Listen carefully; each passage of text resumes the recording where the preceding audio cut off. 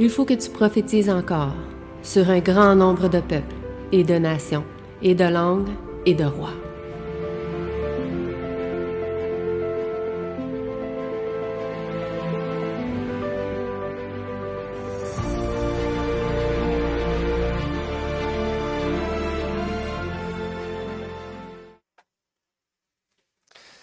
Donc, bonjour à tous. Bonjour.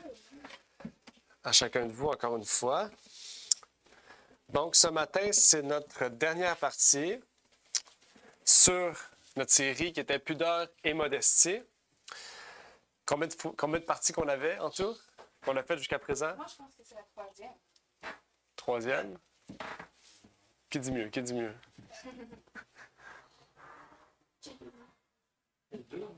Deux, OK. Qui dit mieux?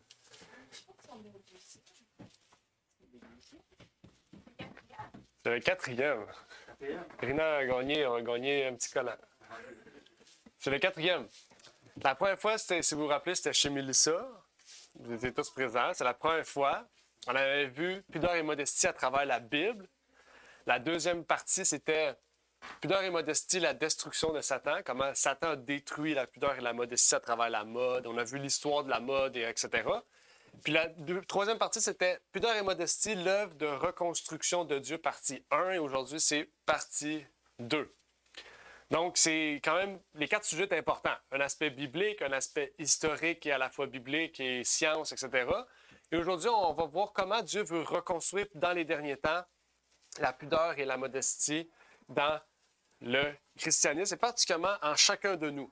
Parce que nous avons tous un vécu différent, peut-être des sorties d'une tradition, d'une culture différente, où ce que l'habillement va être différent d'un autre. Okay? L'islam, par exemple, a un style d'habillement qui est différent de nous contemporains ou que nous, on pourrait dire les gens de l'Occident. Donc, on a tous différentes cultures, différentes choses, mais pourtant, Dieu regarde au cœur et particulièrement, il regarde à comment on réagit face à la pudeur et la modestie et comment on agit aussi. Et c'est particulier parce que ce sujet-là, ça fait comme 3 mois qu'il est prêt. C'est juste que je n'ai pas eu l'opportunité parce qu'il y avait d'autres choses à parler puis d'autres choses importantes. Mais ça tombe bien parce que cette semaine, justement, en lien avec mon travail professionnel, eh bien, mon ami Alan m'a appelé. Puis j'aurais aimé ça qu'il soit là, mais bon, il sera peut-être là une prochaine fois. Il m'a appelé puis il m'a dit demain, j'ai une estimation pour toi, c'est dans une garderie. Je ne serai pas là, tu vas être tout seul. Tu es capable, tu es assez grand, tu es capable. Là. Je t'ai montré tout ce que j'avais à te montrer sur l'estimation. Là, il faut que tu sois sharp. Il faut que tu sois beau, là, le plus beau que tu t'es jamais vu depuis ton mariage. Là, j'étais comme, OK. Je me suis dit, OK, mais qu'est-ce que je peux faire? C'est quoi beau, tu sais? Là, je me suis dit, faut-tu que je fasse mes cheveux? Faut-tu que je fasse ma barbe? Faut-tu que je me mette du parfum? Faut-tu que je m'achète j'allais chez Prada? Je m'achète en Prada? Faut-tu que j'aille m'acheter une nouvelle voiture? Mais ça m'a amené à penser à dire, comment Dieu veut que j'agisse? OK? Parce que les gens aujourd'hui vont dire, pour paraître bien, eh bien, il faut que j'aille la plus belle voiture. OK? C'est pas ma petite Nissan qui va épater la patrie. OK? Il me faudra une belle Audi, une belle Lexus. Il me faudrait peut-être le plus grand parfum, le plus grand parfum du monde. Okay? Il me le faudrait. Okay? Il me faudrait peut-être la meilleure chemise de Zara ou d'un autre grand manufacturier. Mais qu'est-ce que Dieu il veut? Dieu nous dit d'être pudique et modeste. Donc là, au lieu d'aller acheter quelque chose, j'ai juste ouvert mon garde-robe. J'ai regardé qu'est-ce que j'ai de pudique et de modeste. J'ai vu que tout mon garde-robe était rempli de pudeur et de modestie. Gloire à Dieu, parce que je ne l'étais pas avant. Et j'ai choisi parmi ce linge-là, j'ai choisi le meilleur accoutrement que j'ai pu choisir, le meilleur agencement. Bien sûr, j'allais faire mes cheveux, j'allais faire ma barbe, j'allais faire tout ce qu'il fallait pour me mettre sur mon 31, comme on dit au Québec. Et par la suite, je me suis présenté de façon pudique et modeste devant cet individu-là, okay? Devant cette dame. Et c'est la même chose, en fait. Quand on y pense, c'est la même chose devant Dieu. Quand on pense, c'est la même chose. Quand on se lève le matin, c'est pas pour les gens qu'on va s'habiller. C'est pas « Ah, je vais mettre le plus beau décolleté, je vais mettre les pantalons les plus serrés pour qu'on voit mes fesses ou que, en tant qu'homme aussi, ou les pantalons les plus courts qu'on voit, ils sont très courts, qu'on voit tous mes beaux bas que j'ai achetés 100 $ chez Prada. C'est pas ça que Dieu veut de nous. C'est pas ça, c'est ça que les hommes veulent de nous. Mais c'est pas ce que Dieu veut. Le lien à faire, c'est que Dieu veut qu'on soit pudique et modeste devant Dieu avant tout, et on le sera devant les hommes après. En fait, quand on se lève le matin, Dieu veut qu'on lui plaise en premier.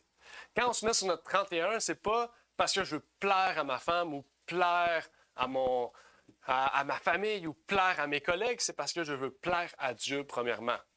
Et quand on plaît à Dieu, eh bien, les gens vont voir qu'on lui plaît. Parce que Dieu, c'est Dieu. Quand c'est Dieu, on veut toujours être sur notre 31. Hein? Puis c'est comme ça qu'on devrait être dans la société aussi. Toujours sur notre 31. Être sur notre 31, c'est pas nécessairement avoir les habits les plus chers, les plus beaux habits du monde. C'est être pudique, être modeste. Parce que quand on se présente devant Dieu, même qu'on se présente devant les hommes, on est des représentants de Dieu. Hein? Et ceux qui représentent Dieu doivent le représenter du mieux que leur possible. Et on sait que chacun agit selon sa lumière. Donc c'est pour ça qu'on ne doit pas juger les hommes de la façon dont ils sont habillés ou de la façon dont ils agissent, mais on doit les aider et les soutenir, les élever pour qu'ils agissent toujours mieux et qu'ils soient toujours mieux devant Dieu et devant les hommes. En fait, on doit élever au lieu d'abaisser. Et c'est la même chose, c'est comme ça que Dieu fait. Dieu nous amène de cette stature-là à une stature ainsi. Pas obligé de s'habiller comme les années 1800, mais c'est pour vous montrer un contraste clair qui existe entre ce que le monde veut offrir et ce que Dieu veut de nous. Et Dieu veut qu'on s'habille de façon pudique et modeste. Et la pudeur et la modestie ne veut pas dire la laideur. Aujourd'hui, on n'a jamais eu autant de possibilités possibles pour être pudique, modeste, modeste, et de pouvoir être toujours sur notre 31. C'est-à-dire toujours être bien, présentable devant les hommes et devant Dieu. Et c'est ce à quoi j'aimerais qu'on puisse réfléchir dans cette deuxième partie. Dans notre première partie, si vous vous rappelez, on avait parlé de différentes choses importantes. On avait vu que Dieu n'a jamais voulu que les femmes ou les hommes découvrent ou exposent leur corps nu ou partiellement nu à quiconque en dehors de la relation conjugale. 2, on avait vu que Dieu n'a jamais voulu que les hommes ou les femmes décorent leur corps avec des ornements. On avait parlé de différentes choses à ce sujet, si vous vous rappelez. Les tatous, hein? Oui, exactement. En plus, les tatous, ça augmente de 30 les risques de cancer. OK? Parce qu'il ne faut pas oublier, là, ça contamine votre sang. Là, hein? Ça rentre dans votre sang, là, dans vos veines. Puis ça vous rentrez de la peinture dans votre veine. Là. OK? Ça peut donner hépatite C. Oui, ça peut donner plein de choses. Donc, c'est pour ça, la pudeur et la modestie est une question non seulement de respect de soi, on a vu ça, de respect de soi, de respect envers Dieu, mais de respect envers les autres aussi. Mais aussi, la pudeur et la modestie, c'est aussi au niveau de la santé. Parce qu'on pense que c'est juste un vêtement. Mais aujourd'hui, le vêtement que vous portez peut vous détruire. Hein? Tantôt, on a parlé de plastique. Exactement. OK? Donc, la plupart de nos vêtements sont faits de pétrole. OK? Les vêtements qu'on aime le plus, qu'on est bien dedans, comme les vêtements de sport, c'est tout du pétrole. OK? C'est juste pour vous dire. De l'élastane, du polyester, du polycétamol, du poly quelque chose, puis des mots comme ça, c'est des mots scientifiques qui, en arrière, cachent des problèmes médicaux graves. Donc, quand on pense à cela, la pudeur et la modestie n'est pas juste une question de quel vêtement je vais mettre, mais quel est le type de vêtement qui peut m'aider dans ma santé, quel est le vêtement aussi qui peut amener un respect envers l'autre, envers Dieu et envers moi-même. Donc, la pudeur et la modestie, c'est pas juste une question que est-ce qu'elle porte des pantalons ou des jupes ou est-ce qu'elle montre son corps ou non. C'est plus profond que cela. C'est une question de respect. Quand Alan me dit « Ah bien, toi, sur ton 31, c'est pas pour paraître bien devant la personne, mais c'est pour montrer que si toi, tu es propre, les lieux que tu vas entretenir, parce que c'est des contrats de ménage, les lieux que je vais entretenir vont être propres. Si j'arrive, j'ai les cheveux tout de même, je pue, puis j'ai de la bouffe dans la moustache, comment tu veux que j'affirme consciencieusement que le lieu que je vais entretenir va être propre, si moi-même, je ne le suis pas? Donc, c'est un respect de soi. Si je me respecte moi-même, quand je vais aller voir la personne, elle va dire « Wow, il se respecte, il va me respecter. » Donc, c'est une question toujours plus profonde que la simple habillement. Okay? Et quand les gens vous disent « Ah non, c'est juste des vêtements », tous les spécialistes de la mode diront que la mode, c'est plus qu'un simple vêtement. Il y en a qui disent que c'est une révolution. Il y en a qui utilisent ça comme moyen de communiquer quelque chose, une idéologie, un langage, un sujet. Okay? Donc, le langage, c'est quelque chose de plus puissant que simplement dire « je porte une chemise parce que je veux respecter Dieu ». C'est plus que ça. C'est un langage que tu veux véhiculer, une idée que tu veux véhiculer, la position que tu veux véhiculer. Donc, nous allons aller en profondeur sur ce sujet-là. Et on va revenir avec notre texte du jour dans 1 Timothée 2, 8 à 10, qui nous dit « Je veux donc que les hommes prient en tout lieu, levant des mains pures, sans colère et sans contestation, et que pareillement les femmes se portent d'un vêtement honnête, avec pudeur et modestie, non de tresses de cheveux, ni d'or, ni de perles, ni d'habillement somptueux, mais de bonne œuvre, comme il convient des femmes qui font profession de servir Dieu. » Amen. Prions avant de commencer notre message. Notre Père est aux cieux, nous aimerions te remercier pour l'opportunité que tu nous permets d'être aujourd'hui réunis ici, que tu puisses bénir chacun de nous, Seigneur, et que tu puisses nous utiliser pour être un exemple devant les hommes, devant Dieu et devant toutes les entités, Seigneur, que nous aurons à être, Seigneur, et que tu puisses nous utiliser comme un témoignage vivant de ta parole et de la fidélité, Seigneur, que tu nous donnes. C'est ma prière pour ces choses, au nom de ton Fils Jésus-Christ. Amen. Amen. Le troisième sujet qu'on aura à partager, qui est celui d'aujourd'hui. Le troisième sujet, j'ai marqué le deuxième point, c'est le troisième point. Le troisième point est le point le plus important, le plus controversé aujourd'hui dans la société. Il nous dit « Dieu n'a jamais voulu que les hommes ou les femmes s'habillent de manière croisée ou échangent leur style vestimentaire, que l'habillement identifie et distingue les sexes. La désobéissance dans cette question importante conduirait à l'homosexualité et à la confusion. » Et là, c'est important parce que là, on pense qu'on dit c'est juste des vêtements. C'est juste une identité. C'est juste. Parce qu'aujourd'hui, même dans le recensement, ça a été spécial. Si vous avez remarqué, il y a une question qui dit quel est votre genre.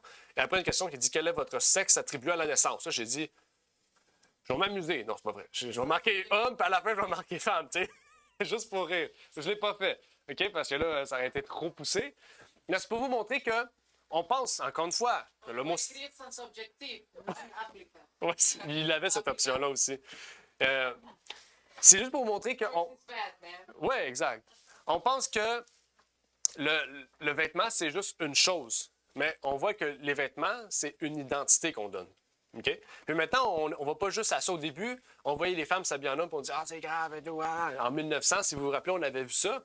Mais aujourd'hui, regardez où est-ce qu'on en est. OK? C'est plus juste une idée de vêtements. Là. On catégorise maintenant féminisme, homosexualité, etc. Puis ça prend des positions au niveau politique, au niveau de la loi légale, au niveau de l'éducation. Je ne sais pas si vous comprenez. Quand on laisse entrer une chose, ça rouvre la porte à quelque chose de toujours plus grand. C'est la même chose pour nous. Si par la façon dont on représente notre foi, on la représente d'une façon qui est mondaine ou qu'on la corrompt, eh bien, au plus profond de nous, c'est quelque chose de toujours plus grand qui commence à grandir. OK? Parce qu'il y a une différence entre ne pas connaître la chose et connaître la chose et ne pas vouloir la suivre. OK? Ou de l'hypocrite aussi, de le sabbat, tu sais, je sais pas, on s'habille différemment, puis la semaine différemment. Ça, c'est une question qu'on a parlé ce matin, l'hypocrisie. Mais c'est la même chose dans la vie de tous les jours. C'est un respect. OK? C'est la même chose. Là. Si j'aurais été devant mon client habillé sur mon 31, puis tout le reste de la journée, je m'habille en chandail de nuit avec de la bave partout. Puis, je ne sais pas si on comprend. Je m'habille bien juste devant le client, mais dans le fond, je suis sale. Je ne sais pas si on comprend. C'est la même chose. C'est hypocrite. OK? Donc, c'est pour ça que c'est un respect. Parce que là, tu ne respectes pas la personne. Là. Tu montres un respect qui, en réalité, tu ne l'as pas. OK? Et c'est une société dans laquelle on est quand même aujourd'hui. Mais nous, en tant que chrétiens, Dieu nous dit non. Soyez différents des autres. Et on a plusieurs textes bibliques. On a des appuis bibliques face à ce troisième point-là. Deutéronome 22, verset 5, interdiction de porter les vêtements de l'autre sexe. On a une distinction qui existe entre l'homme et la femme. Genèse 1, versets 27 et 28, masculin et féminin. Pourquoi Dieu aurait catégorisé Adam qui signifie homme, et Ève qui signifie femme? Okay? Parce qu'il faut savoir, le nom Adam, c'est homme, et le nom Ève, c'est femme, okay? En hébreu. Donc, pourquoi Dieu aurait créé deux sexes si c'est pour être la même chose? Parce que la société d'aujourd'hui, c'est ça. Elle définit le fait qu'un homme et une femme, c'est pas parce qu'on les reconnaît par leurs attraits extérieurs. C'est par leur choix intérieur. Je ne sais pas si on comprend, mais c'est absurde, OK? Parce que c'est l'extérieur qui révèle l'intérieur. Donc, si tu t'habilles comme une femme, mais tu es une femme. OK? Donc, aujourd'hui, on a mis une confusion parce qu'on ne sait plus qui est qui. Parce que les deux sexes sont mélangés ensemble. Puis, on va voir où est-ce que ça va. On va aller là, vous allez voir. OK? Je n'avais pas remarqué ça au début, mais maintenant, je fais très attention à ce que j'achète puis tout parce que ça va plus loin que ce qu'on pense. Dans Genèse 1, 11, 12 et 24, il dit selon leur espèce. Donc, on voit Dieu a créé des espèces. L'espèce humaine, mais dans l'espèce humaine, il a créé le genre masculin et féminin. Il n'a pas créé. Point final, déjà. Il n'a pas créé même le nom attribué, comme Maria dit. Il a créé homme et femme. OK? C'est pas juste point final, c'est aussi qu'il a créé deux genres distincts. Sinon, il aurait dit le genre humain, that's it. Mais il a dit genre humain, dedans, Adam et Ève. Dieu a dit, c'est pas bien que l'homme, pas l'homme grand H, l'homme, homme, monsieur, masculin, OK, soit seul. Il a créé une femme à partir de cet homme-là. OK? Donc, il y a deux identités distinctes, deux sexes. OK? Un seul espèce, OK? Un sexe, deux sexes. Il y a Genèse 19, 5, 11, 24, 25. Je n'ai pas marqué pourquoi, mais... Ah oui. Les Sodomites avaient franchi la limite de la miséricorde et aucune lumière ne leur fut accordée avant leur destruction. Sodomites, Sodome. OK? Qu'est-ce que Sodome avait fait? C'était quoi leur plus grand péché? La sexualité. Exact. OK? L'impureté. Exact. Exact. L'impureté sexuelle. OK? La pédophilie. OK? L'avortement. Sodomite. Les sodomites, c'est resté après, là. Je lis souvent dans l'histoire, OK? On utilise le terme sodomite après pour ceux qui font des pratiques impures au niveau sexuel. L'homosexualité, c'est une sodomite, OK? Même avec les animaux, je pense. Oui. Tout ça, ça prend en compte, OK? C'est pour ça qu'aujourd'hui, on utilise le terme plus cru, là, le terme sodomie. En parlant de... Bon, je ne vais pas aller trop loin. Sodomie, ça vient de Sodome. Je ne sais pas si vous saviez. C'est pour vous montrer que rien ne va plus... Il n'y a rien qui change en dessous du soleil. Hein? C'est nouveau. C'est pas nouveau. Donc, dans la Bible, c'est la même chose. Matthieu 19, 3, 6, définition du mariage, uniquement homme et femme. Jésus en parle. Marc 10, 6 à 8, homme et femme égale vrai mariage. OK? D'autres versets, Lévitique 18, 22, interdiction contre l'homosexualité. Romains 1, 26, interdiction contre le lesbianisme. Romains 1, 27, 28, interdiction contre les hommes avec les hommes. Dieu les a livrés à un esprit réprouvé. Okay? Ceux qui pratiquent ces choses vont recevoir un esprit d'éloignement, un esprit démoniaque. Okay? Il y a des esprits même qui poussent les gens à pratiquer ces choses-là. Donc, il y a des démons qui particulièrement vont pousser des hommes ou des femmes qui se posent beaucoup de questions de leur identité à dire « Ah, ben mon identité n'est pas celle que je suis un homme ou je suis une femme en réalité. » Ça, c'est l'esprit de Satan. OK?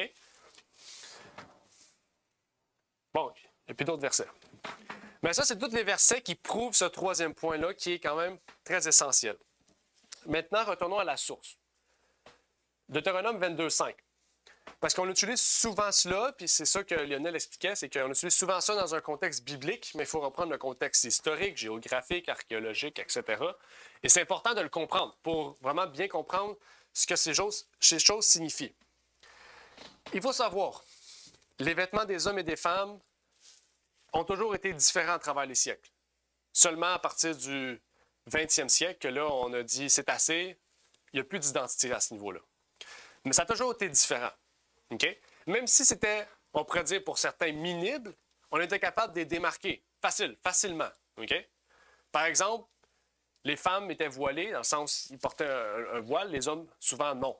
Quand ils rentraient dans le temple, on savait une femme. Okay? Pas quelqu'un qui pouvait dire « moi, je suis un homme » puis il ne portait pas de voile. Je ne sais pas si vous comprenez. Il y avait des identités, il y avait des vêtements qui étaient distincts l'un et l'autre qui les distinguaient. Okay? Il y avait des lois aussi qui interdisaient aux hommes et aux femmes d'échanger leurs vêtements. On ne pouvait pas voir un homme avec un habit de femme et une femme avec un habit d'homme. Donc, s'il y avait une loi déjà dans Deutéronome, et même dans les différents pays, c'est qu'il y a une raison. C'est qu'il y avait des distinctions qui existaient. On ne peut pas dire le contraire. Maintenant, on pourrait dire, parce qu'on a vu la mode, que la distinction est moins flagrante à l'époque qu'aujourd'hui. Oui, parce qu'aujourd'hui, on a créé les pantalons qui n'existaient pas à l'époque. Puis, aujourd'hui, on a créé d'autres types de vêtements qui n'existaient pas à l'époque. OK?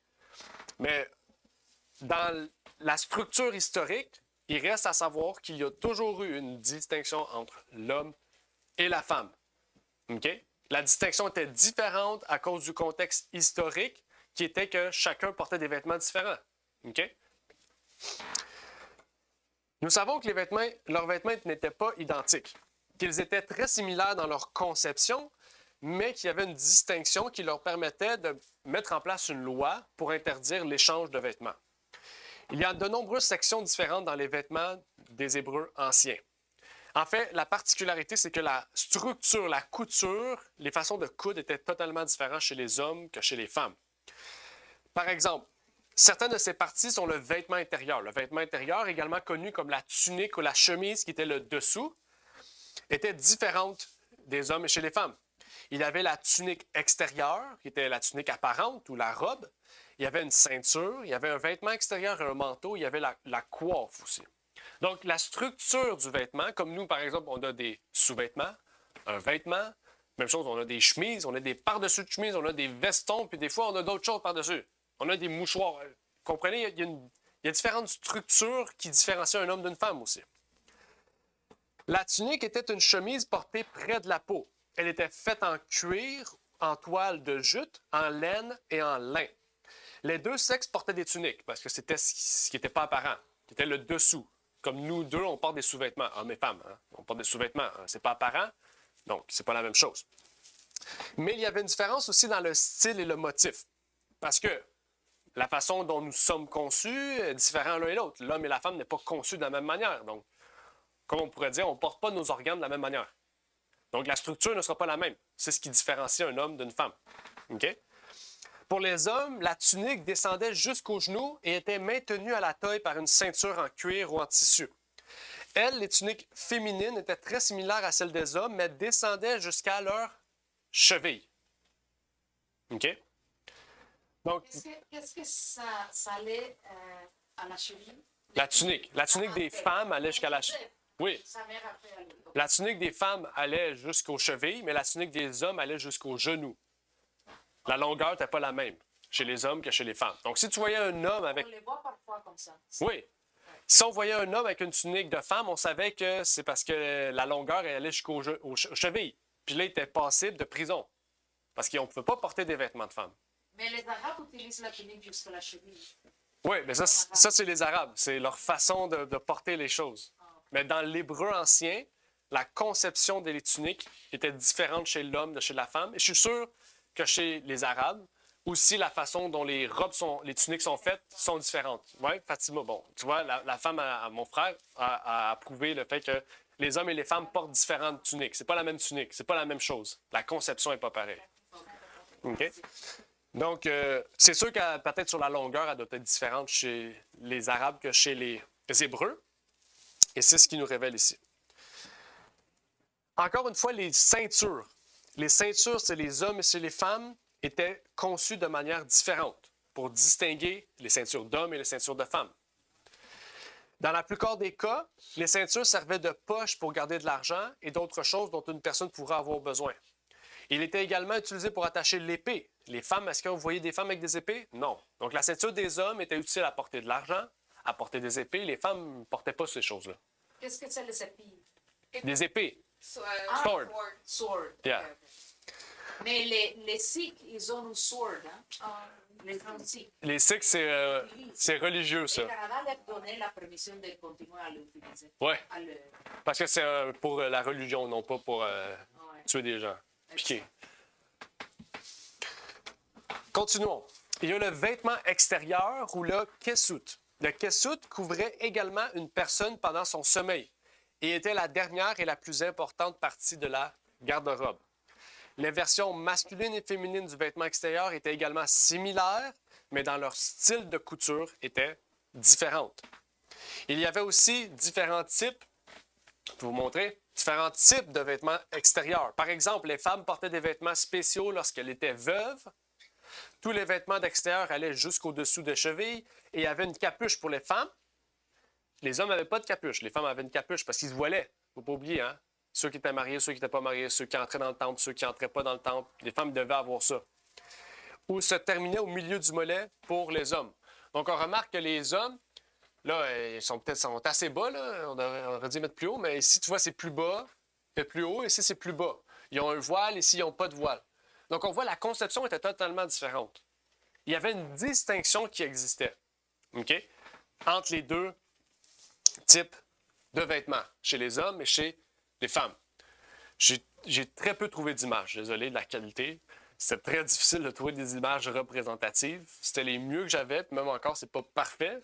Mais c'est pour vous montrer qu'il y a une distinction qui existait sur la conception, OK?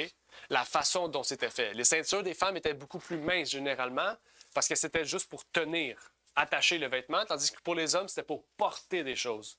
Si les femmes ne portaient pas des choses généralement, à part sur leur tête ou dans leurs bras, mais pas après leur ceinture. OK? Donc, il y a plein de distinctions qui existent. Même, par exemple, chez les hommes, les jeans, ils ont des petites poches des fois dans des jeans. Les petites poches servent à des choses qu'on n'utilise plus aujourd'hui. Mettre des lighters, mettre des choses, OK? Donc, c'est pour vous montrer que même la structure, c'est différent. OK? Mais là, ça, on en a parlé la dernière fois au sujet du pantalon, c'est un autre sujet. Maintenant, on a vu aussi que les femmes portent des robes et des jupes. Aujourd'hui, à cette époque-là, ils n'en portaient pas. Les jupes et les robes sont apparues 2900 ans avant Jésus-Christ en Arménie et la robe chez les Égyptiens à l'an 51 avant Jésus-Christ. Ici, c'est pour vous dire qu'il y en a qui disent qu'à l'époque de Jésus, on portait encore des tuniques puis des robes comme ça, tandis que c'était pas nécessairement vrai. Parce que rappelez-vous, les chrétiens à l'époque de Paul, c'était plus juste à Jérusalem, c'était à Rome, c'était en Grèce, c'était en Égypte, c'était partout. Qu'est-ce qu'ils faisaient maintenant avec le style de vêtements qui était différent? Pensez-y, là, parce qu'il y a eu la première église à Alexandrie, c'était en Égypte. Vous êtes d'accord? À Alexandrie, les femmes s'habillaient avec des robes, puis les hommes avec des tuniques, des pantalons qui les différenciaient. Qu'est-ce qu'ils faisaient à ce moment-là? On oubliait le code? Je vous dis ça parce qu'il y en a des chrétiens qui disent « Ah, bien aujourd'hui, on ne s'habille pas comme à l'époque, donc ça ne nous concerne plus. » Mais même à l'époque de Jésus, qui était sous la loi, les Juifs qui allaient ailleurs, comment ils faisaient pour dire aux personnes qui se convertissaient juifs « Habillez-vous comme nous » ou ils disaient « Respectez la loi qui dit distinguer les hommes et les femmes. » Je ne sais pas si vous comprenez où est-ce qu'on peut aller. Mais même à l'époque de Jésus, ils étaient confrontés à ce que des gens ne portaient pas de tunique comme eux. Il y a des gens qui portaient des pantalons, des Romains. Il y a des gens qui portaient des robes qui distinguaient les hommes des femmes. Il y a des gens qui portaient des jupes aussi, comme on a vu l'Arménie. OK? Donc, il y avait déjà une confrontation de différentes cultures, de différentes traditions. Je vous dis ça parce qu'aujourd'hui aussi, c'est la même chose. On fait face à différentes cultures et traditions. Mais est-ce que les cultures et les traditions doivent complètement être oubliées ou l'inverse, on doit oublier ce que la Bible dit pour se conformer aux cultures et aux traditions? Je pense qu'il doit y avoir un juste milieu entre pudeur et modestie. D'après ce qu'on a vu jusqu'à présent, si vous vous rappelez de ce qu'on a vu. Les plus anciens pantalons qu'on a trouvés datent d'une période comprise entre le 13e et le 10e siècle, avant Jésus-Christ. Okay? Pas après, avant Jésus-Christ. Okay? Ils ont été découverts en Chine, à Yangai, à Turpan ou au Xinjiang, Tochari, dans l'ouest de la Chine actuelle. C'est pour vous dire qu'il y en a qui disent que c'est tout récemment. Non. Les missionnaires qui sont allés en Chine, je ne sais pas, au 10e siècle, au 8e siècle, au 7e siècle, peu importe. Okay? Il y avait déjà des Chinois qui portaient des pantalons. Il y avait déjà des Égyptiens qui portaient des robes ou des jupes. Il y avait déjà des Arméniens. Pour vous dire que c'est pas dû à notre époque d'être confrontés à ces choses-là. Ils étaient déjà confrontés à ces choses-là. Mais on a perdu les livres d'histoire, on a perdu les points qu'ils disaient à ce sujet-là. OK? C'est juste pour vous... Perdu ou c'était volé par les globalistes? Bon, ça peut être autant aussi ça, détruit, hein? On ne sait pas. Pour nous rendre à la confusion. Ça se peut très bien. Mais le plus important, c'est de remarquer, de comprendre que depuis les 100 dernières années, Satan utilise la mode pour détruire l'identité homme et l'identité de la femme. OK? Je ne sais pas si vous connaissez le style androgyne ou androgène. Ou androgyne ou androgène, peu importe. OK? Je ne sais pas si vous connaissez ça.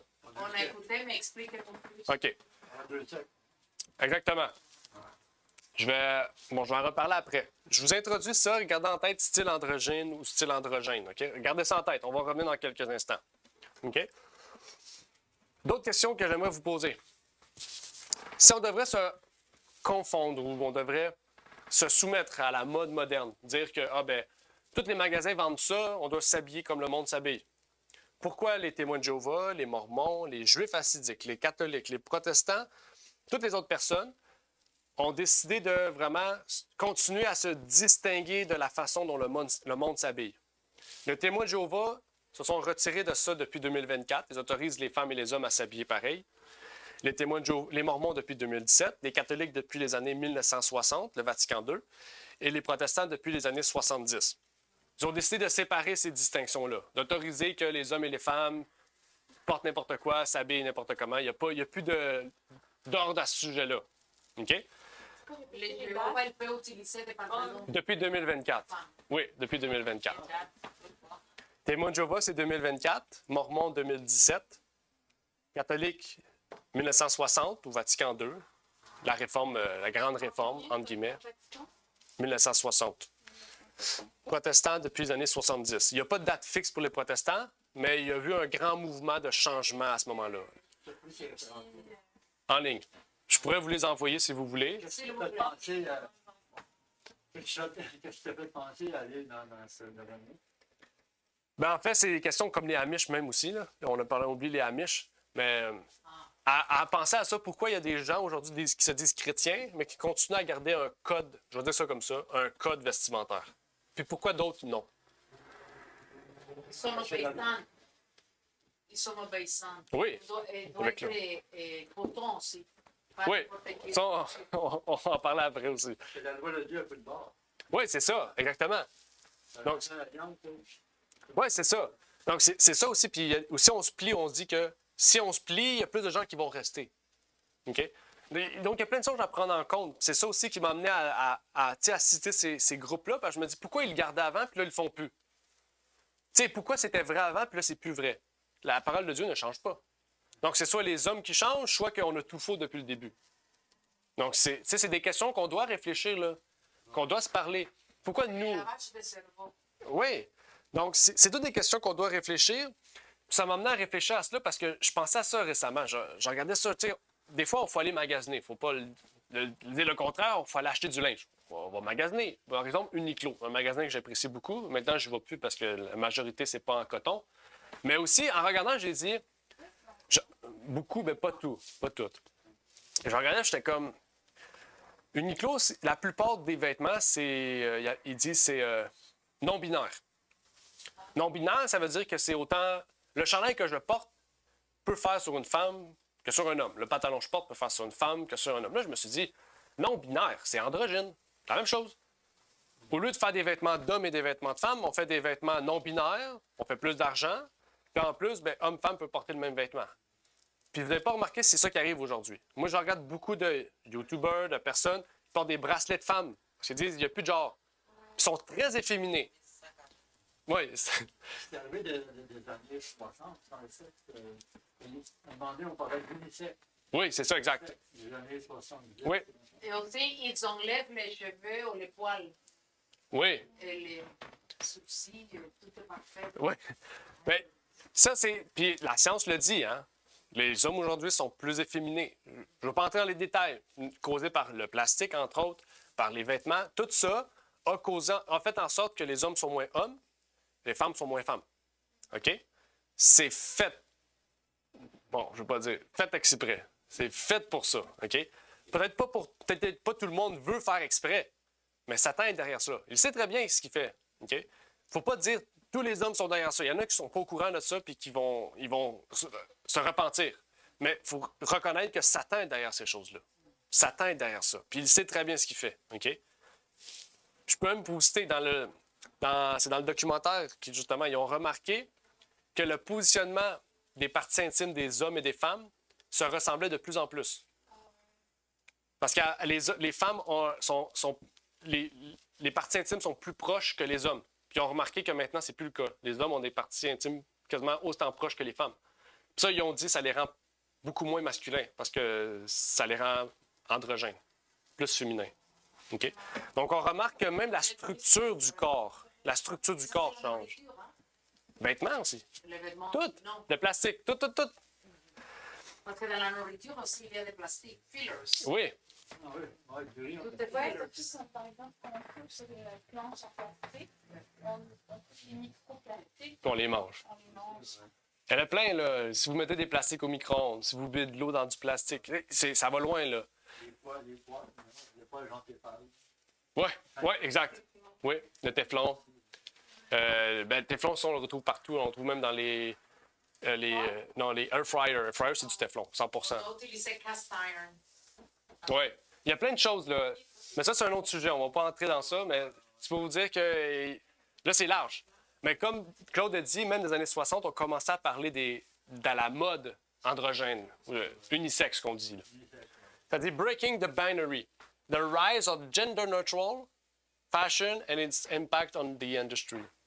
C'est pas quelque chose de récent, mais là, c'est quelque chose qui est profondément implanté dans la mode. Puis j'ai remarqué, là, j'ai dit Uniqlo parce que je vois là, je vois plus, mais j'y allais, mais c'est très populaire. Là. Céline Dion a lancé sa mode aussi non-binaire, OK? Ou non-genré, on dit souvent. OK? Donc, c'est pour vous montrer que c'est quelque chose de moderne. C'est quelque chose vers quoi on va tendre. Puis, si vous avez remarqué, on voit même des photos. Je vous dirais, écoutez mode, écrivez la meilleure mode non-binaire. Vous allez voir, les hommes et les femmes s'habillent pareil. Je ne sais même plus c'est qui l'homme et la femme. Parce que les deux, ils ont l'air fifi. OK? Moi, je trouve ça très dur à voir, là. Parce qu'après ça, tu te dis, OK, mais ça a beaucoup d'impact à long terme sur plein d'aspects. OK? Et on doit se poser ça comme question. Parce que c'est pas juste les pantalons, les vêtements, les bas, c'est les chandails, les bijoux, c'est tout. C'est tout qui entre en compte. C'est le but de Satan, l'androgène. OK? Baphomet.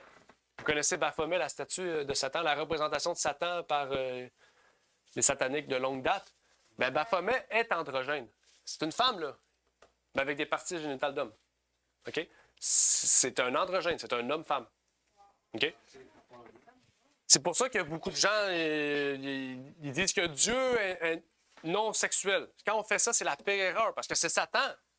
Dieu, il dit « Je suis le Père ». Il n'a pas dit « Je suis le Père et la Mère ». Là. Okay? Oui, il fait peut-être l'autorité du Père et de la Mère, mais c'est pas un père ou une mère. On dit tout le temps « Je suis »,« il »,« le okay? », masculin. Mais Baphomet, c'est un homme et une femme. C'est pas pour rien que la mode aujourd'hui, toute la société s'en va vers une identité où il n'y en a plus, en fait. On est tous hommes et femmes, dans le fond. On choisit de quel qu'on veut plus être, de quel qu'on veut révéler, en fait. OK? L'identité, c'est dans la tête. Donc, tu peux choisir si tu veux être un homme ou une femme. OK? C'est pour vous montrer la folie où est-ce qu'on s'en va. Et pourquoi Frère Olivier il met la lune en bas dans sa... Écoutez, je suis pas spécialiste en ésotérisme. Les musulmans, ils ont une lune dans chaque drapeau et dans chaque mosquée. Ça, c'est leur affaire. Je sais pas. Ben, on peut aller large, là. Dans la Bible aussi, la femme du chapitre 12 a une lune, est sur la lune, pour dessus d'elle, c'est le soleil. Donc, on peut dire la même chose, tu sais. Donc, on peut dire autant que la femme dans la Bible représente Satan, mais ce ne serait pas le cas. OK? Il faut aussi dire que Satan aime imiter aussi. Oui, c'est ça. Hein? Il utilise beaucoup l'imitation pour détourner l'attention.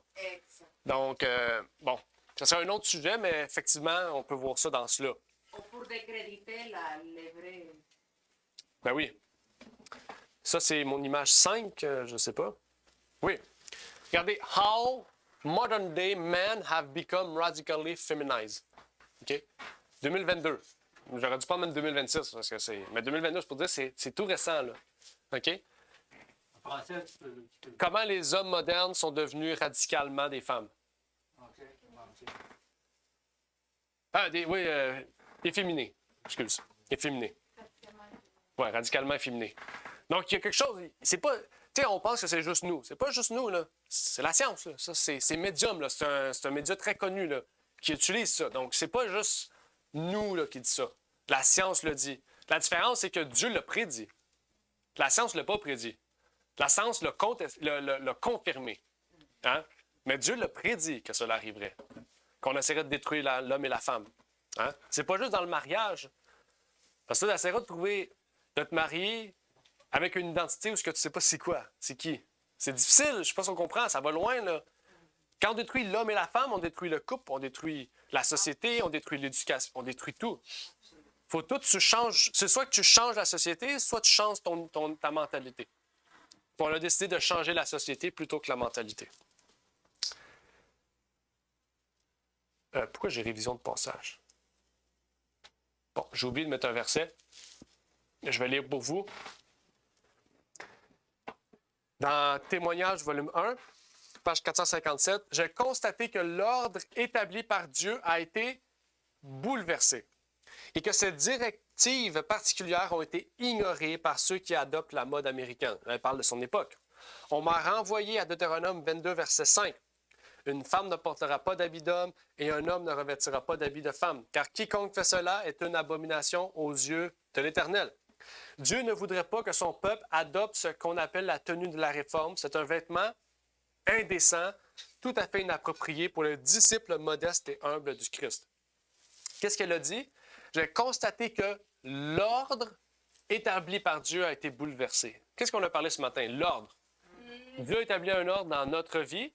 Il a établi un ordre dans le mariage, dans la société. Là, c'est la société qui est bouleversée. Parce que l'ordre établi, c'est qu'il y a un homme et une femme. Là, c'est plus ça, là. Là, homme, femme peut avoir des enfants, homme peut avoir des mariages, peut avoir des... Si on détruit l'ordre de la société, on détruit la société même. Si on détruit la société même, on détruit l'homme et la femme elle-même. Le mariage. Je sais pas, on comprend, ça va large. Puis après ça, on dit que la pudeur et la modestie, c'est juste des vêtements. Non. C'est un respect. C'est plus qu'un respect même. C'est une identité, là. C'est profond. Et ça nous dit si on vit en sainteté ou dans la mondaine. La mondanité. La mondanité. Exactement. Merci, Maria. Exactement. Révision du passage qu'on vient de lire. On voit qu'il y a totalement inapte à suivre le Christ. Dans le passage que j'ai lu pour vous, j'ai oublié de... Je ne sais pas pourquoi il n'est pas là. On voit qu'il y a une inaptitude à suivre le Christ. On voit que l'ordre établi par Dieu a été bouleversé. On voit que ces consignes particulières n'ont pas été respectées. On voit que Dieu a prononcé aussi une abomination. Le Deutéronome, c'est une abomination. Si tu porteras les vêtements d'hommes et de femmes, tu es une abomination devant Dieu. OK? Ce n'est pas une mince affaire.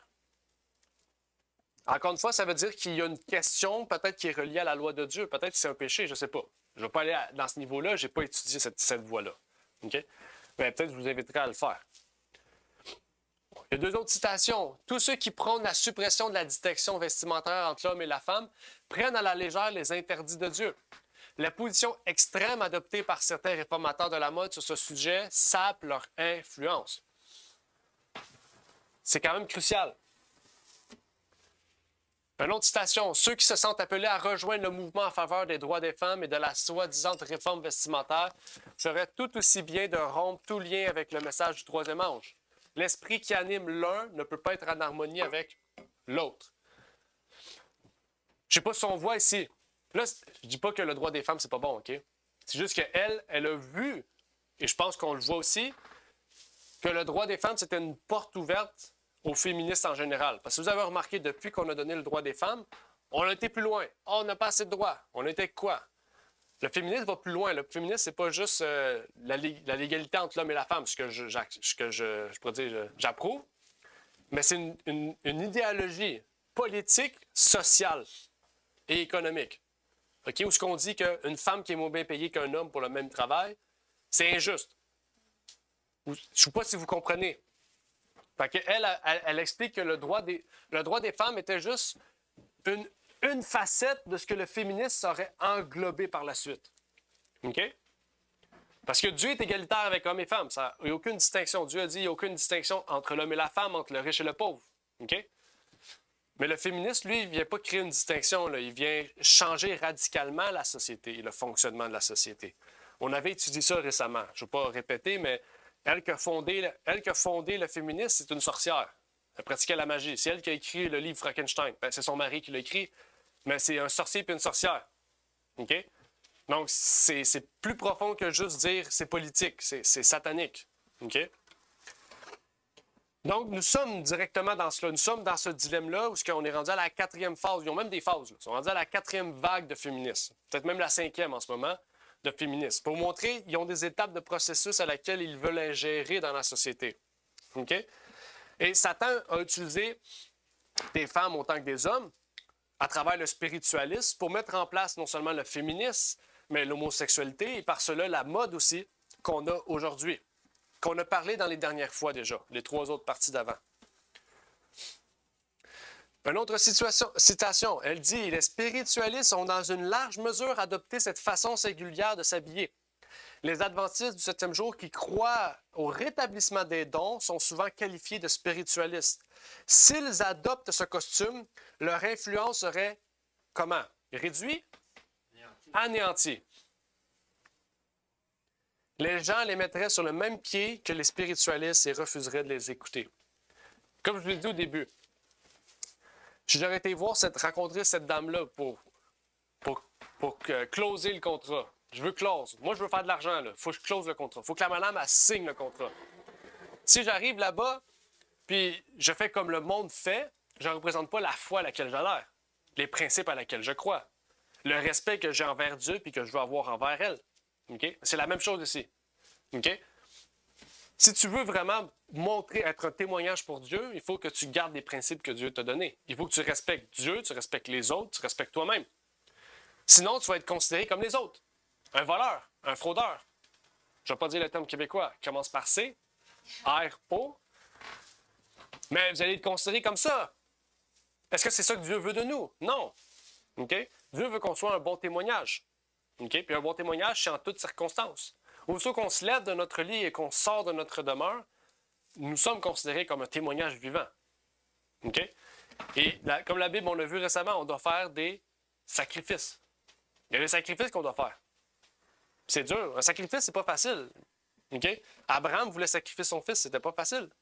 Mais Dieu nous invite aussi à faire des sacrifices pour être une bonne influence. Sinon, notre influence sera anéantie. C'est pour ça qu'elle disait auparavant que ça fait de prêcher le message 3 heures, tu t'en vas dans ce temps-là. Je dis ça, là, Exact. ça marche pas. Exact. Ouais, là. Oui, ça va loin. Ça, dites-vous, c'est à son époque. Son époque, c'était pas radical comme aujourd'hui, là. Donc, c'est pour vous dire qu'aujourd'hui, il y a encore plus de raisons de le faire qu'à son époque. Parce qu'à son époque, le mouvement commençait. Nous, on est rendu à la 4e, 5e vague. Là. Elle, ça serait là aujourd'hui, elle dirait « Oh boy, j'ai manqué un bout. » Des obstacles pour arrêter cette mouvement. Aujourd'hui, tout est possible. Oui. Mais je n'ai pas compris qu'est-ce que frère Claude a dit. Et pourrez-vous l'expliquer? Peux-tu répéter, Claude? Il disait par rapport au message de Oui. Il disait que par rapport au message des 3 anges, parce que dans la Bible, il y a un message, dans Apocalypse 14, qui cite 3 anges. Puis elle dit ici, je peux te le montrer, Malia. Elle dit ici que si on prend part à la soi-disant réforme féministe et des droits de la femme et de la réforme vestimentaire du monde, eh bien, il vaut tout aussi bien d'arrêter de prêcher le message qu'on dit croire. OK? C'est pour montrer à quel point ce qui se passe dans le monde a une répercussion sur ce que nous, on croit, ou ce que nous, on prêche, ou ce que nous, on définit comme étant un message essentiel, prophétique. C'est puissant, là. OK? C'est comme si tu dis, je prêche que Jésus revient, puis tu prêches que Jésus revient, puis tu as 8 maisons. Est-ce que tu prêches vraiment que Jésus revient? Je sais pas. Tu sais, rappelez-vous, les apôtres, là, ils disaient que Jésus revenait. Qu'est-ce qu'ils faisaient? Ils partageaient leurs biens avec les autres. OK? Ils n'amassaient pas leurs biens, là. OK? C'est pour montrer l'esprit, le témoignage qu'on laisse a une répercussion sur notre message.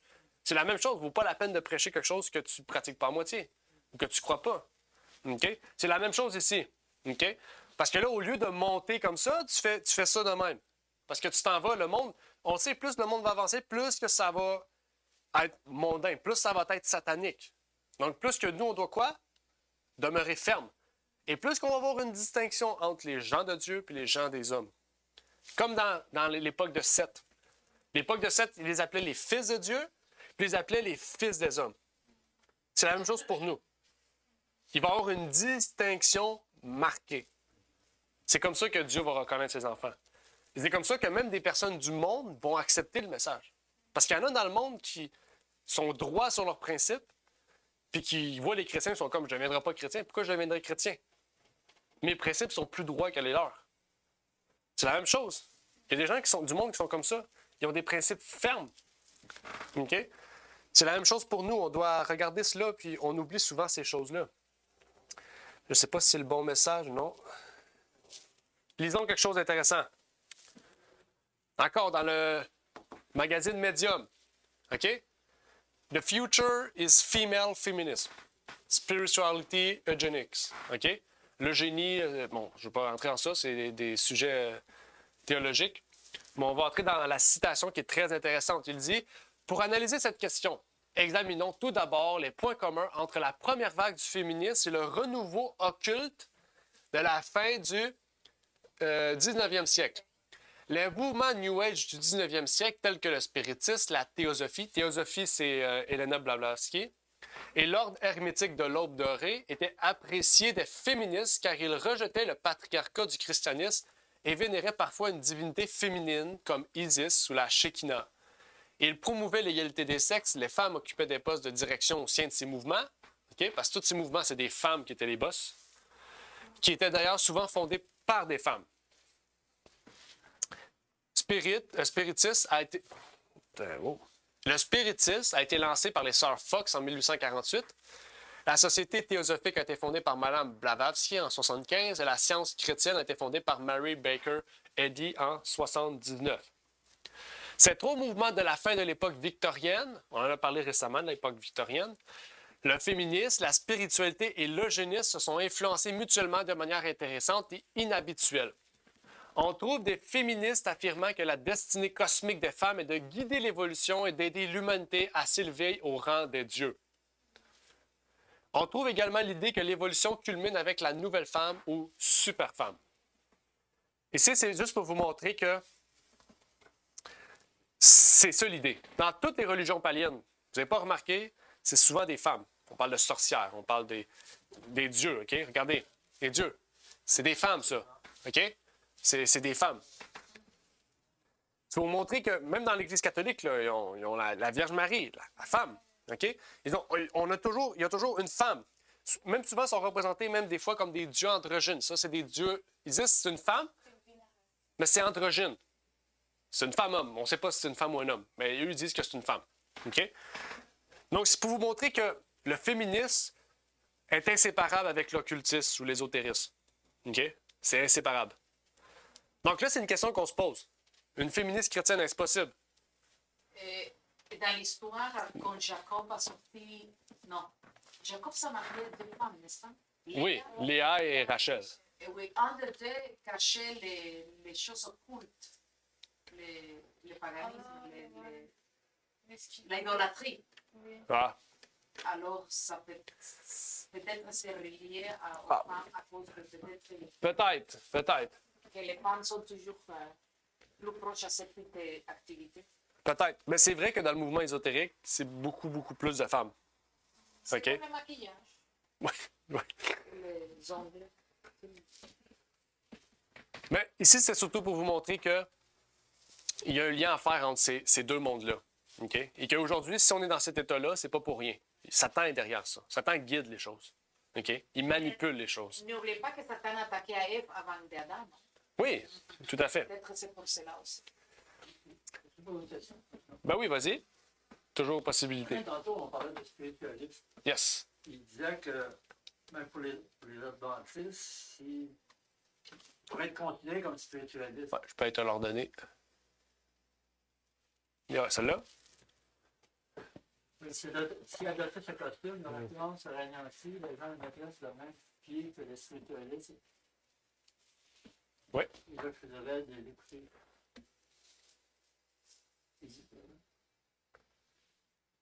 Parce qu'en haut, il dit l'adventiste qui croient au établissement des dons sont souvent qualifiés de spiritualistes. Il parle des dons par rapport aux spiritualistes. Ouais. On parle des dons de l'esprit, là. Ouais, Parler en langue et tout. OK? Parce que les spiritualistes pratiquaient ces choses-là. OK? Comme les sœurs Fox et tout, les autres personnes, ils pratiquaient, tu sais, les sœurs Fox et autres, on en a parlé tantôt. C'est des gens qui, à l'époque, pratiquaient des miracles. Mary Eddy Baker pratiquait des miracles aussi, des gens comme ça, qui venaient de Satan, OK? Mais vu que les adventistes croient à ça, ils ont dit, ben si vous croyez aux dons, ben vous aussi, vous êtes associé à ce groupe-là d'individus qui pratiquent ces choses-là. Mais elle dit que si on adopte aussi leur idée féministe, leur position au niveau de l'habillement, puis de leur législation légale à ce sujet-là, c'est sûr que, oublie ça, ton influence est anéantie. Parce que déjà, ils ont une idée sur toi, mais là, tu vas prouver leur idée. C'est ça que, dans le fond, qu'elle veut dire. Puis c'est la même chose pour nous aujourd'hui, là. Imaginez, on a des positions qui se disent différentes, mais les gens pensent qu'on est ils pensent qu'on est dans un certain groupe. Puis là, de la façon que tu parles, la façon que tu es habillé, tout, tu prouves leur point. Je ne sais pas si on comprend. Donc, c'est ça, c'est pour dans ce sens-là aussi qu'elle nous avertit de faire attention aussi. De l'influence qu'on peut avoir sur les gens. OK? Parce que Dieu veut qu'on influence les gens positivement. Mais surtout, la chose la plus grande, c'est qu'il veut que nos principes soient influencés par le tout que nous sommes. C'est un témoignage, dans le fond. Elle veut qu'on soit un témoignage. OK? Mais tu ne peux pas être un témoignage si en fait, t'es le contraire de ce que tu dis. T'sais.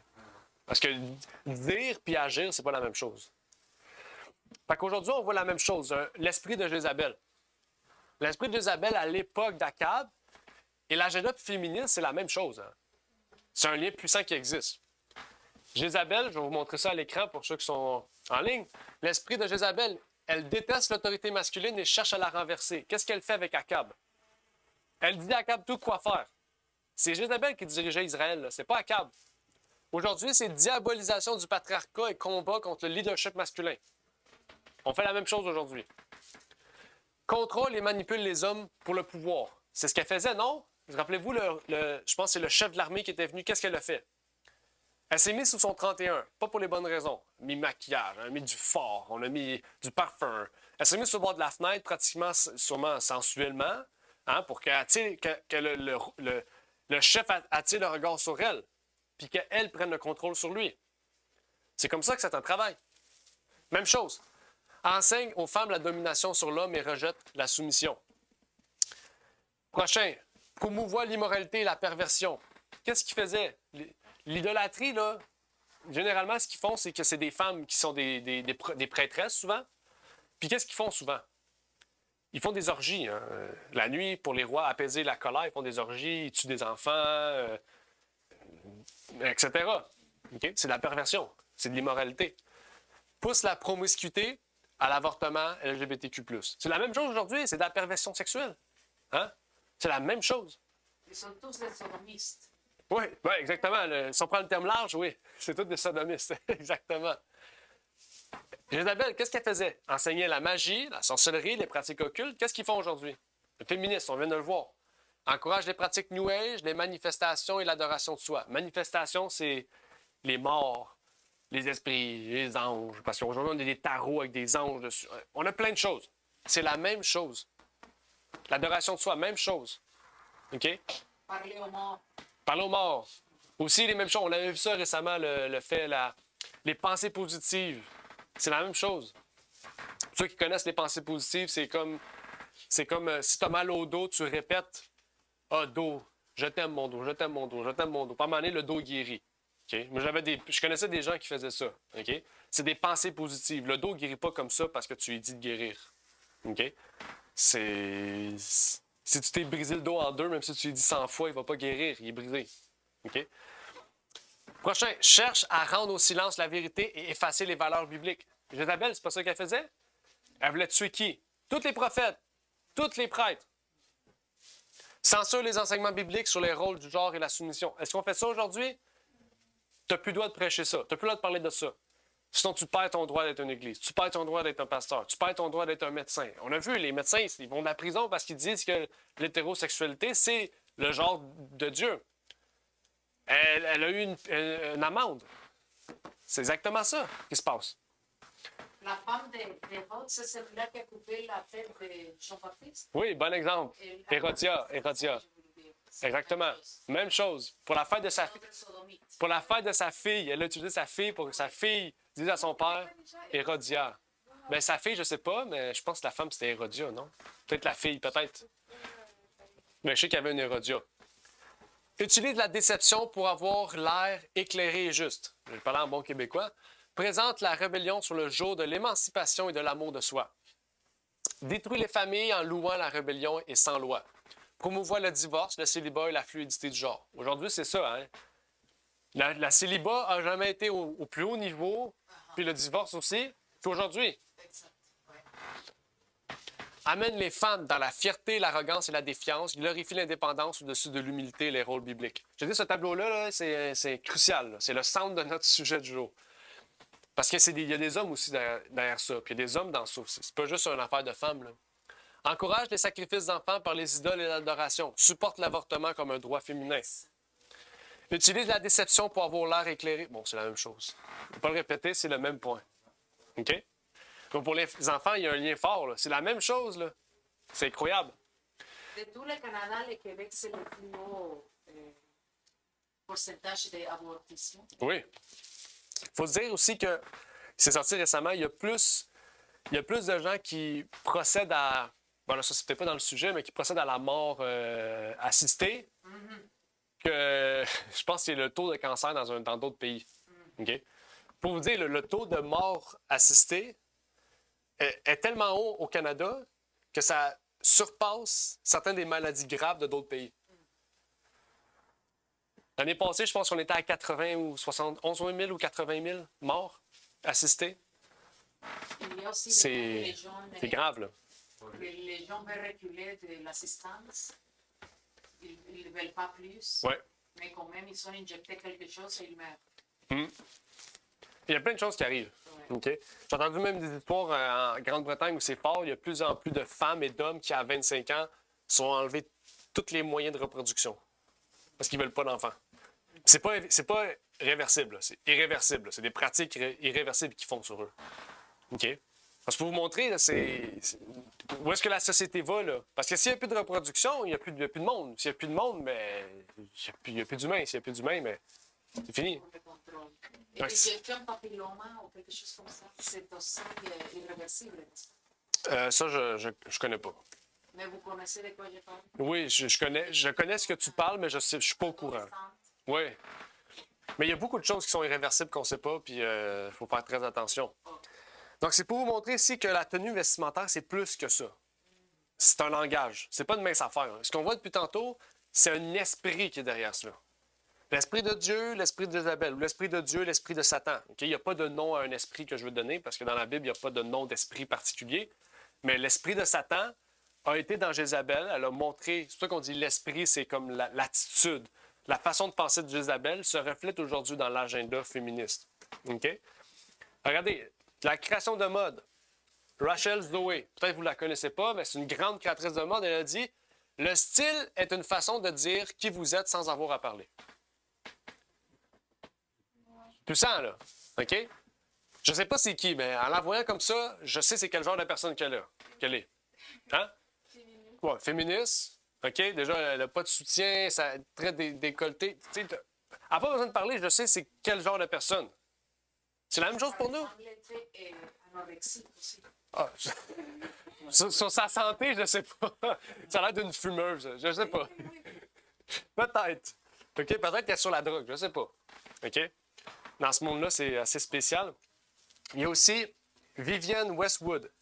C'est elle qui a écrit le look rock punk. OK? Le look rock punk. Regardez ce qu'elle dit.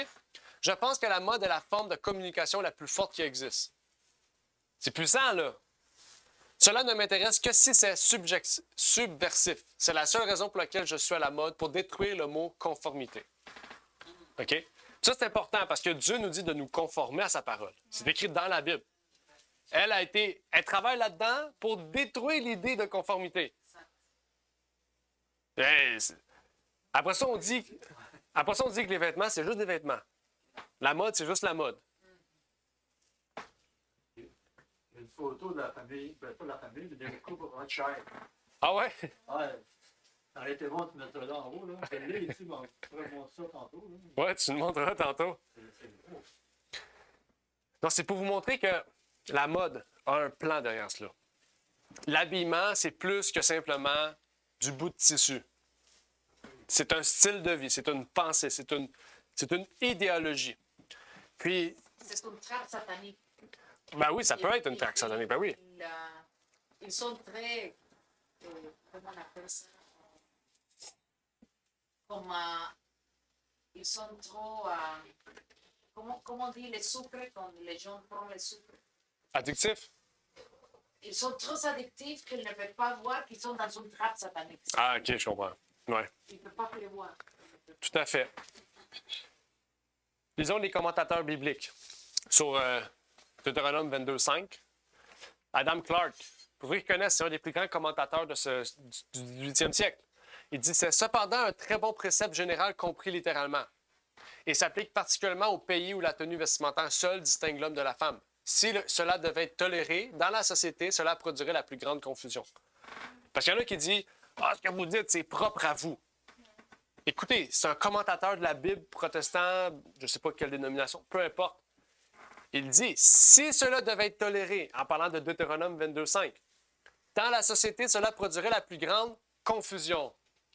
Vous savez dans la Bible ce que signifie confusion? Babylone. Dieu dit: sortez de la confusion. OK? Donc, sortir de la confusion, c'est pas sortir juste de la ville. Parce que tu peux amener de la confusion chez vous. C'est sortir de la confusion de votre demeure. OK? Si on la sort de notre demeure, on va la sortir de la vie de tous les jours quand on va aller dans Babylone. OK? Comme Pierre dit: je vais à Babylone sans être de Babylone. C'est la même chose pour nous. Si on est l'Église, Ecclésia, on doit sortir de Babylone.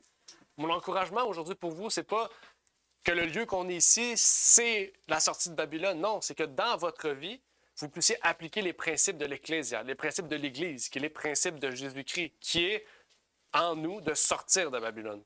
Sortir de notre tête les idées de Babylone, les opinions de Babylone, les doctrines de Babylone, la façon d'agir de Babylone. C'est large, OK? Mais Satan travaille sur tous les aspects. Un autre, Arnaud Gaibelin. Je ne le connais pas, mais c'est plus récent encore. Un commentateur aussi biblique. Il dit: le but immédiat de cette interdiction n'était pas d'empêcher le libertinage ou de s'opposer aux pratiques idolâtres, mais de maintenir le caractère sacré de cette distinction des sexes établie par la création de l'homme et de la femme et par rapport à laquelle Israël ne devait pas pécher. Donc il dit: c'est un péché, lui. Toute violation ou effacement de cette distinction, comme même l'émancipation des femmes, on a parlé tantôt de l'émancipation, était contre nature et donc une abomination aux yeux de Dieu. Pourtant, nous trouvons aujourd'hui dans le monde un mouvement universel pour l'émancipation complète des femmes. Quel mouvement? Féministe. Qui ignore et même défie la place que le Créateur et le Rédempteur a donnée à la femme. Je ne sais pas si on comprend, mais le féminisme, c'est une destruction de l'ordre établi par Dieu pour la société, pour l'identité du genre homme et femme. C'est une attaque directe envers Dieu. Ce n'est pas envers vous directement. C'est envers vous indirectement, mais c'est directement envers Dieu. C'est incroyable comment l'histoire se répète. Satan attaquait à Ève et Satan continue à... Amen. Exact. Exact. OK? Puis là, je vous ai cité juste deux. Là. J'aurais pu prendre Fawcett, Gill, Matthew Henry, Albert Barnes, tous les grands commentateurs des 18e, 19e siècle, parce qu'aujourd'hui, ça a changé. Les commentateurs, ils sont tous d'accord pour ça. Mais les 18e siècle, 19e siècle, les commentateurs, là, avant 1945 même, là, ils gardaient toute cette idée-là, puis ils disaient, si on change ça, c'est la confusion. Est-ce qu'ils étaient tués ou empoisonnés ou disparus? Non, on les utilise juste plus. On a arrêté de republier leurs livres. On a arrêté de republier leurs écrits. Ça c'est une façon de le Ben oui. kidnapper. Exact. OK? Wow. Quand tu n'as pas besoin de les tuer, tu arrêtes de publier leurs livres. Tu caches leurs livres. OK? Et c'est pour ça que c'est important. Ces auteurs-là, là, c'est des chrétiens, des vrais chrétiens. Un jour, ça va sortir, vous allez voir. Oui. C'est important de se procurer. Si vous avez ces livres-là chez vous, les commentaires de la Bible de ces gens-là, prenez-les chez vous. Sérieusement, ou en PDF, prenez-les. C'est essentiel. J'en ai pas, moi, j'en ai pas trouvé encore parce que c'est quand même très exonéré, là, très cher, je veux dire, exonéreux. Mais je vous recommande.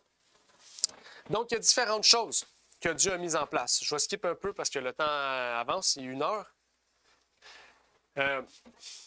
Parce qu'on a quand même des choses qu'on a parlé. Mais dans les années 60, il y a eu un grand changement. La révolution du rock'n'roll, la musique, a eu un effet sur la mode. Le tailleur pantalon a été créé par le créateur de mode homosexuel Yves Saint-Laurent en 1966 pour la femme. C'est un homme gay qui a créé des pantalons pour la femme. OK? Laurent a été appelé l'homme qui mettait les femmes en pantalon. OK? C'est le nom qu'on donnait à Yves Saint-Laurent. Il s'agissait avant tout en face de rébellion et d'unisexualité. Les mannequins ont popularisé la mode en apparaissant avec cheveux lisses, en arrière et posture masculine. Au début, les hôtels et restaurants permettaient pas aux femmes d'entrer s'ils portaient des pantalons. Pour vous montrer, la société a changé beaucoup, là. On pense que c'est... Nous, tu sais, moi, je me suis réveillé, c'était comme ça. Mais je me dis, quand on parle de mes grands-parents, qu'il y a 50 ans, c'était interdit, porter de prison, amende. On est dans un autre monde. OK? Pas reconocible. Exactement. La féministe Linda Grant observe que le tailleur pantalon met la femme sur un pied d'égalité vestimentaire avec les hommes et est ce que la mode a donné aux féministes. On voit la mode était derrière cela. OK, je pourrais continuer. Ça, j'ai encore beaucoup de choses à dire, mais je vais skipper certaines choses. En 1974, Calvin Klein a inventé les jeans, les pantalons spécifiques pour les femmes. La première semaine, 200 000 paires de pantalons vendus. C'était une première. Le pantalon tailleur, c'est un pantalon comme ça, propre. Calvin Klein, c'est un pantalon plus convivial pour la société. 200 000 la première semaine. Tandis que c'était quelque chose qui n'existait pas avant, là. Pour montrer que le mouvement grandissant avait une demande grandissante en vertu d'un changement au niveau de la mode. Par la suite, Gianni Versace a créé les leggings. La pire atrocité, je pourrais reculer dans le temps, je ferai en sorte qu'ils se détournent de ça. Les pires pantalons des siècles, non seulement au niveau de la santé, mais au niveau du style. C'est un créateur homosexuel qui a créé ce pantalon-là, assassiné en 1997 par un autre homosexuel. Maintenant, avançons, parce que là, on dit, on parle des femmes, il faut parler, il y a des hommes aussi, OK? Dans tout ce qu'on a dit, ça concerne les hommes aussi. Le féminisme concerne les hommes aussi. Il y a des hommes qui sont là-dedans qui englobent cette idéologie-là. Mais pour les hommes aussi, il y a une modestie à avoir.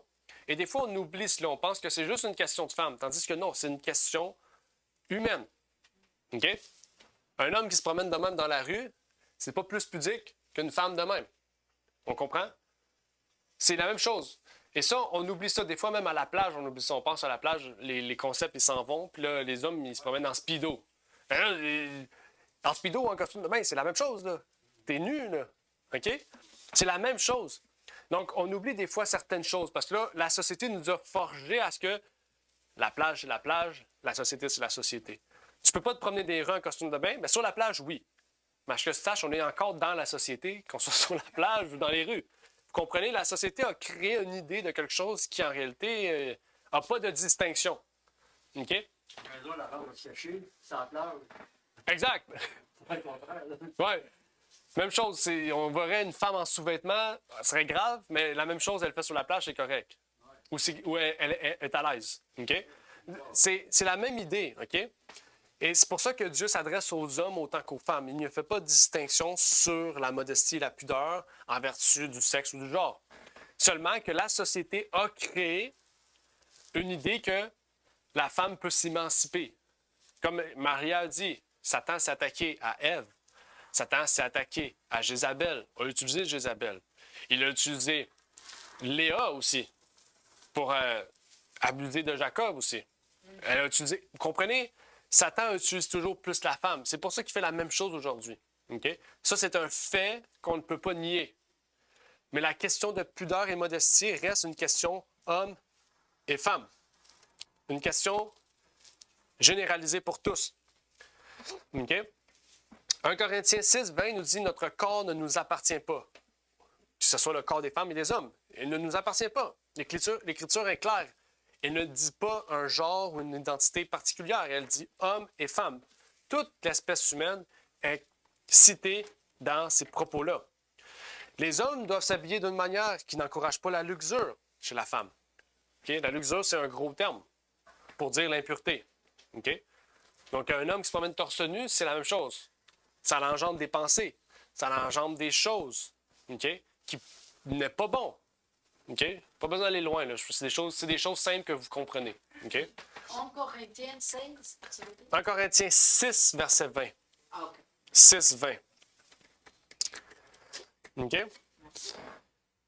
Même chose, les hommes qui ont tendance à porter des vêtements serrés. C'était la mode. Je me rappelle quand j'étais adolescent, c'était la mode. J'en portais moi-même. Aujourd'hui, j'en porterais plus. Là. Les skinny jeans, c'est la pire atrocité. Déjà, tu tu veux paraître bien, puis t'es pas bien dedans, là. Tu respectes pas pantoute, là. C'est affreux. Je me rappelle de ça. Mais une chance aujourd'hui, c'est plus la mode nécessairement à ce niveau-là. Mais les vêtements serrés, les vêtements trop courts, même à la plage, on porte rien. Donc, c'est toutes des choses qu'on oublie, qu'on doit se réhabituer. La société nous a montré une voie qu'on a grandi avec, qui aujourd'hui, on doit se poser comme question.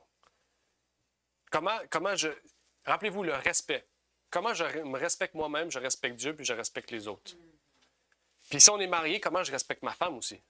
Okay? Parce que si tu déambules devant les autres, ta femme est là. Si ta femme est jalouse après, mais parce que tu déambules puis que ça attire l'attention, ben, sois pas surpris. Je sais pas si on comprend, c'est la même chose. Inversement aussi, hein? Donc, ça nous amène beaucoup de réflexions, en fait. On va aller vers la conclusion. Parce qu'il faut finir, là, je suis en train de déborder. Jean 12, verset 43 nous dit « Car ils aimèrent plus la gloire qui vient des hommes que la gloire de Dieu. » En fait, le plus grand problème d'aujourd'hui, c'est que l'homme, le grand H, a centré son attention sur lui, à savoir, sans le savoir, nous avons fait cela aussi en tant que chrétiens. Au lieu de concentrer l'adoration sur Dieu, on l'a concentré sur nous. OK? Et la gloire, on essaie de la chercher en disant « Je veux toute la collection de tels vêtements, je veux telle chose pour moi, je veux avoir ça parce que ça va me paraître bien, ça va faire sortir ma poitrine, ça va sortir mes fesses, ça va sortir mes cuisses, ça va sortir mes pieds. » Bon, on peut aller loin, OK? Ça va les hommes autant que les femmes. Pour montrer qu'on a centré l'attention sur nous plutôt que sur les autres. Mais dans le fond, est-ce que tu respectes vraiment toi-même et Dieu? Ou est-ce que tu veux juste te mettre en valeur les formes que tu as acquises au gym ou ailleurs? Ça amène plein de réflexions là, par la suite. OK? Puis je vous dis cela, pas en m'excluant, en m'incluant aussi. Moi aussi, j'ai dû avoir des réflexions. En préparant ces choses-là, j'ai eu des réflexions parce qu'il y a des choses là-dedans que je ne savais pas, que j'ai appris à connaître. OK? Il ne faut pas penser que tout ce que je prépare, je le sais déjà. Là. Je ne prépare pas des choses nécessairement que je sais. Je prépare des choses nécessairement que je ne sais pas, que j'apprends moi-même. Puis que moi, je prends des heures à juste être de même par micro-tête. Il y a quelque chose qui ne marche pas ou il y a quelque chose qui marche, mais c'est moi qui ne comprends pas. Là, je vous présente quelque chose dans 1 heure, mais moi, ça m'a pris peut-être 20 heures parce que moi-même, je me suis posé des questions sur ma vie. Puis j'ai prié Dieu pour me dire, Dieu, est-ce que j'ai fait quelque chose de mal? Est-ce que j'arrive comme conclusion, c'est vrai? Donc, c'est pour vous montrer que je suis autant dans la même situation que vous, peut-être. Peut-être que je l'ai été dans le passé et que je ne le suis plus maintenant. Mais c'est la même chose. Ça nous a tous touchés. Moi aussi, j'ai grandi dans une autre éducation à ce niveau-là. Philippiens 1,6, étant persuadé que celui qui a commencé en vous cette bonne œuvre en poursuivra l'accomplissement jusqu'au jour de Jésus-Christ. Dieu nous invite à quoi? Dieu nous invite ici à grandir avec le Christ. Parce que là, peut-être le poids que j'ai mis aujourd'hui sur vous, vous vous dites « Ah, c'est trop lourd, je ne serai pas capable. » Dieu a commencé une œuvre avec vous. Si vous êtes ici aujourd'hui, c'est parce que vous avez accepté que Dieu commence une œuvre en vous.